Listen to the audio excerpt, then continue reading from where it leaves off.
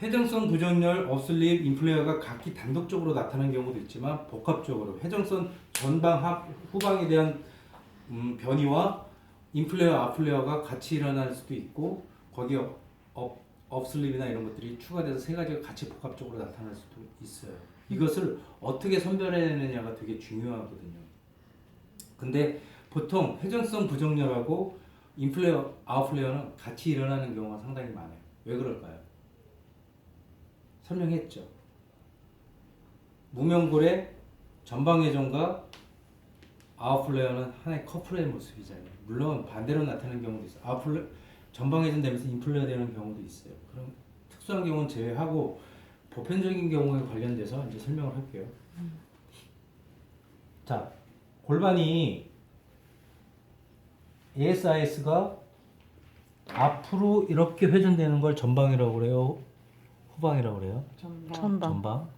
상대적인 움직임이라고 그랬죠. 얘들은 각기 왼쪽으로 하나가 전방으로 가면 하나는 후방으로 가요. 그러면 ASIS가 전방된 골반에서는 위로 갑니까? 밑으로 갑니까? 밑으로. 후방된 골반에서는 밑으로 갑니까? 위로 갑니까? 위로. 그러면 이렇게 딱 됐을 때 밑에 있는 손은 전방된 골반이에요? 후방된 골반이에요? 전방된 골반이겠죠. 반대로 위로 올라가 있는 거. 후방된 골반이겠죠. 그러면 이걸 측정하는데 ASIS를 찾는데 전하 장골부터 먼저 찾아요. 전하. 그 밑에 딱 찾아서 여기에서 똑같이 딱 올라가면 자, 어느 쪽이 더 높아요? 오른쪽이 높죠. 네. 그러면 이쪽은 후방이에요, 전방이에요? 후방. 이쪽이 전방이에요. 전방. 그쵸. 이쪽이 전방이죠. 그러면 이쪽 다리가 길어야 돼요, 짧아야 돼요? 길어야 돼. 길어야죠. 이쪽 다리 짧아야죠.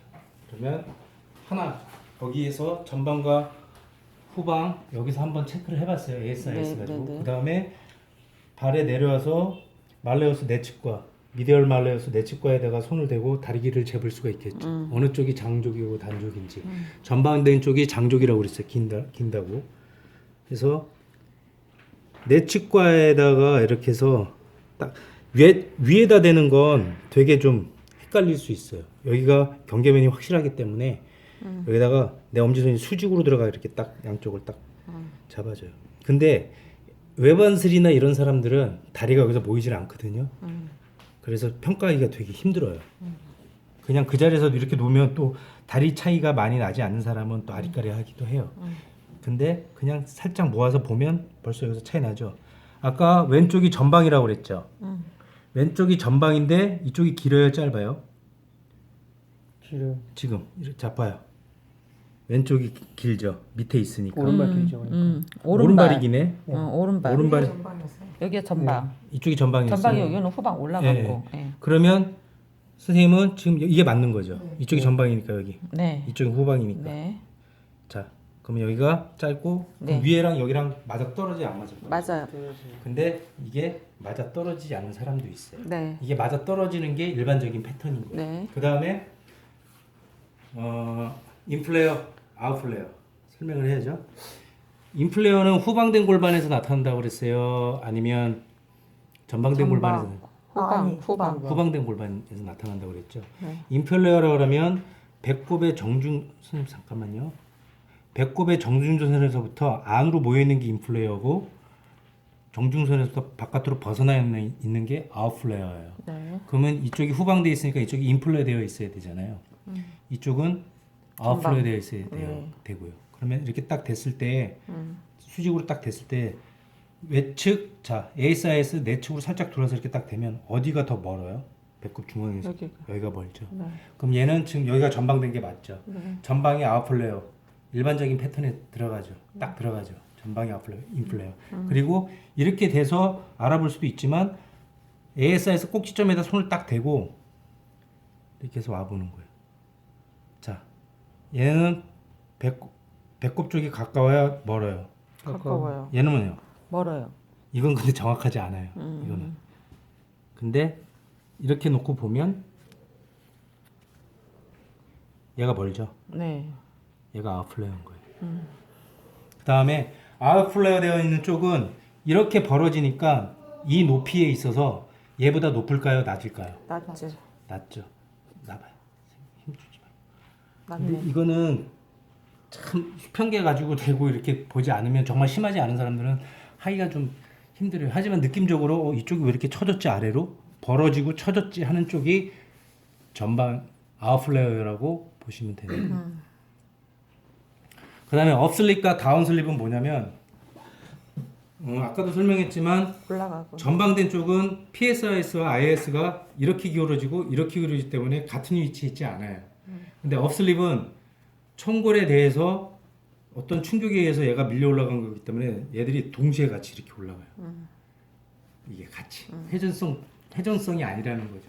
직선의 힘으로 인해서 수직의 힘으로 인해서 상방면이 된 거라고 보시면 돼요. 하방면이. 업슬립, 다운슬립이 있는데 다운슬립은 많지 않아요. 거의 없다고 보시면 돼요.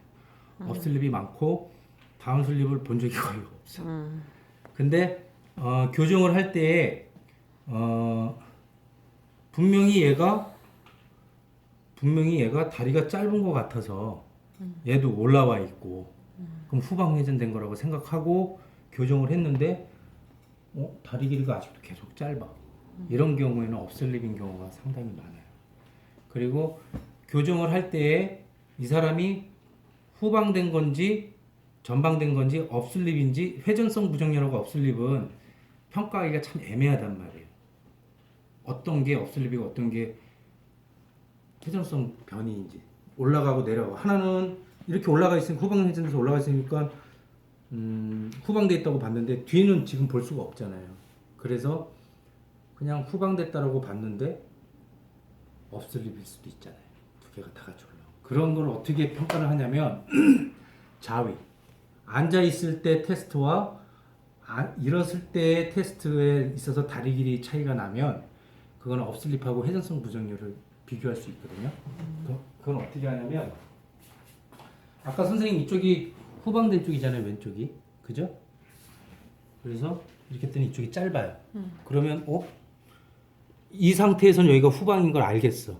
근데 업슬립일 수도 있잖아요. 그죠? 그럴 땐 선생님 앞으로 나란히 하고 일어나서 앉아보세요. 했을 때 짧았던 다리가 길어진다면 내지는 길었던 다리가 짧아진다면 이 사람은 이쪽이 후방 회전성 부정렬이 맞아요. 하지만 누워보세요. 선생님 지금 이렇게 누웠어요.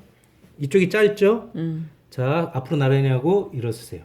일어섰는데 다리 길이가 같아지거나 더 길어지거나 뭐 이렇게 변화가 생기면 이 사람은 짧지만 아까하고 차이가 생겼잖아요. 짧았던 다리가 더 생겼잖아요. 이렇게 변화가 생기면 이 사람은 회전성 부정렬인 거예요. 그런데 이렇게 짧았던 사람인데 일어섰는데도 그대로 짧아져 있다면 이 사람은 업슬립인 거예요. 다리 길이에 변화가 있지 않다라면 이게 움직임이 혈관이 없다는 얘기. 무슨 얘기인지 아시겠죠? 왜냐하면 골반이 뉴트럴 자세에서 올라올 때 전방으로 바뀌면서의 어떤 역회전이 걸리기 때문에 짧았던 다리가 다시 길어지는 거거든요. 근데 한 단위로 상방변이 되어 있는 애들은 그거에 이렇게 회전되는 거에 영향을 받지 않고 다리 길이가 그대로 남아 있다라는 건 업슬립이라는 이야기인 거예요. 그렇게 해서 업슬립 교정을 해줘야 돼요. 회전성 부정렬하고 인플레어 아웃플레어 다 했는데도 교정이 안 됐어. 그 사람은 업슬립인 거예요. 업슬립 교정을 해줘야 돼요. 업슬립이 그래서 아리까리한데 회전성 부정렬은 많아서 그나마 다행인데 업슬립은 회전성 부정렬에 비해서 많지 않아요. 하지만 그걸 놓치게 되면 이 사람은 교정이 잘 안 돼요. 끊을까요? 네, 끊으세요.